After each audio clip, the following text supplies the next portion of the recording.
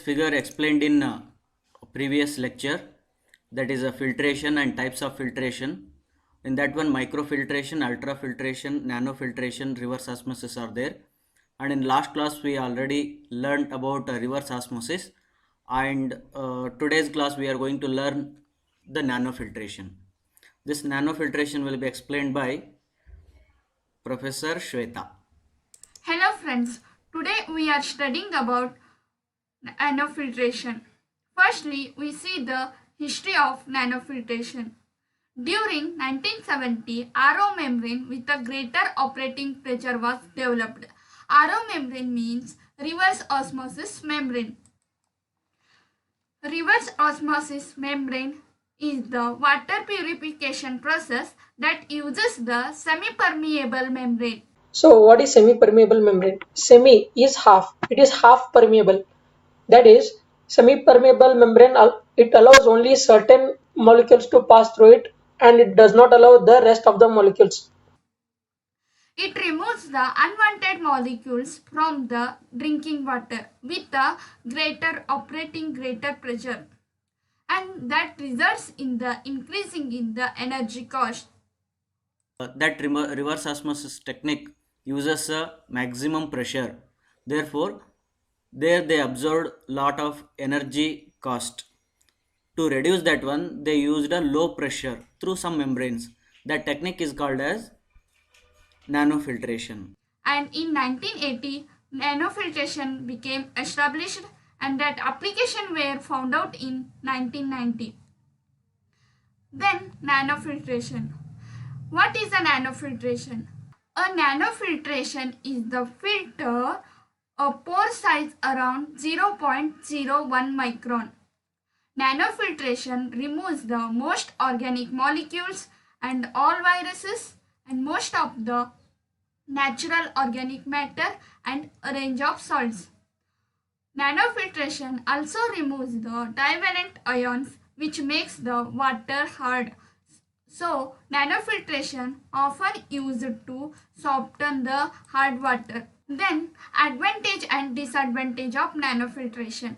Nanofiltration filters colloidal particles, some few metals, and viruses also it reduces, it filters. Along with that, The main advantage of nanofiltration as a method of softening the water, and disadvantage is it is an expensive part of the process.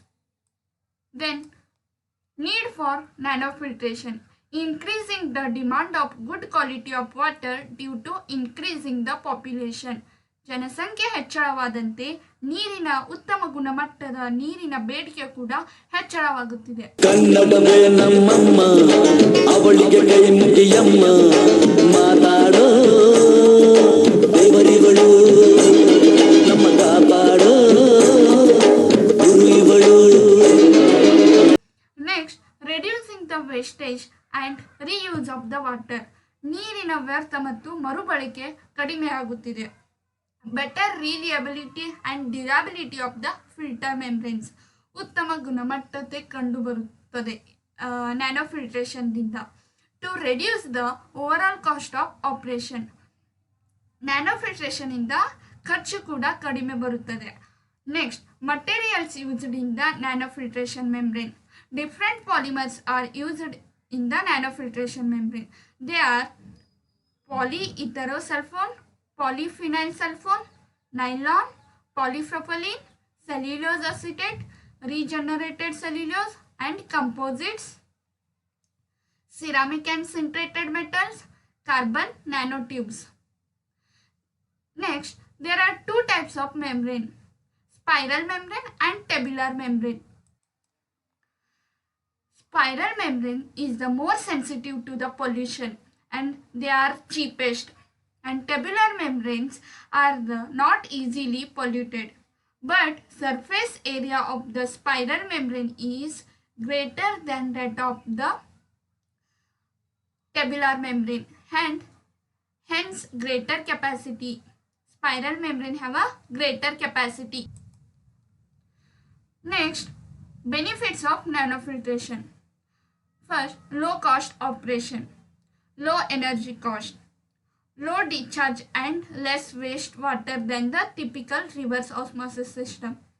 Reduction of heavy metal. It removes the 95% of the molecules. Divalent molecules. Reduction of water hardness.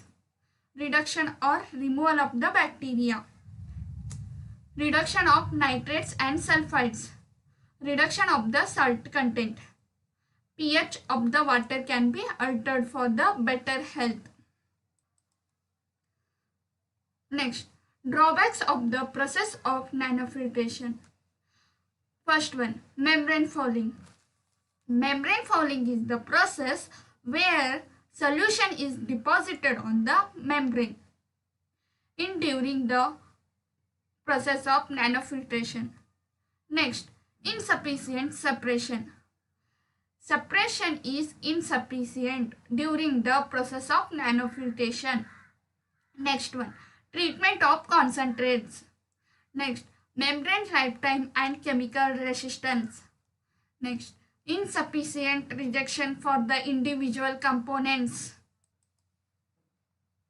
Various application of nanofiltration. First one, industrial application. In that, food and dairy sector, edible oil processing sector, petroleum industry, drug industry, paper pulp industry. Next one, water treatment. Next, desalination of water. And last one, water softening.